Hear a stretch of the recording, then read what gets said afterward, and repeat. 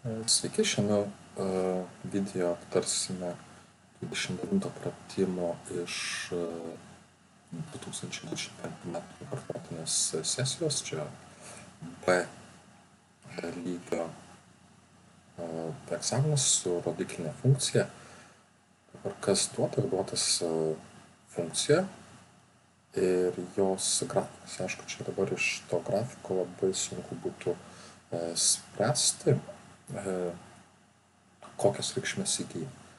Tai yra du variantai, du būdai, kaip patikrinti. Vienas iš jų tiesiog pasižiūrėti, į kokias duotas apibrėžimo sritis, tai x nuo minus begalybės iki 2 ir tiesiog į skaičiuotuvą įstatyti nors neigiamą skaičių, tai tiesiog įstatyti, nežinau, minus milijonas ir įstatyti, tai surasim, kokia bus maksimali reikšmė ir įsistatyti dvejetą, kad pasižiūrėtų, kokia bus minimali reikšmė, kadangi matome, kad funkcijos grafikas yra mažėjantis.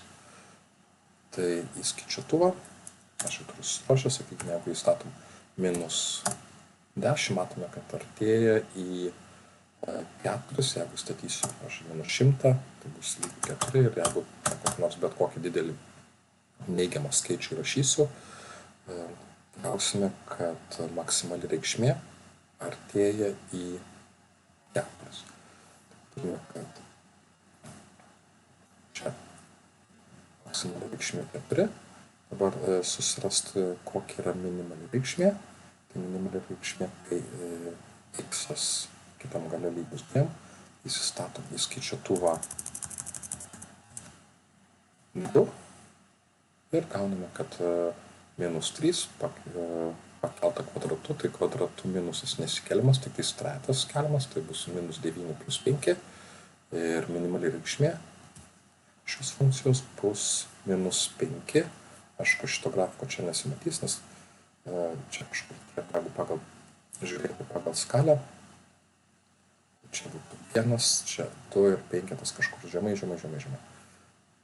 Tai ta funkcija tada įgyja minimali reikšmė bus minus 5 ir iki maksimali reikšmė iki 4. Jeigu skaičiuotuvų naudotis nemokant, reikėtų tada žinoti tiesiog rodiklinių grafikų savybės. Tai rodiklinės funkcijos grafikas būtų, kadangi apversas aukštyn kojom, tai eitų per minus vienetą ir kažkas panašaus į tokį. Tai eitų per minus vienetą ir staigiai šautų žemyn. Ką daro transformacija plus 4? Tai ta plus 4 tiesiog perneša visas reikšmės 4 langeliais į viršų. Tai tiesiog perneša, tai nuo 0 perneša lubas 4 langeliais į viršų.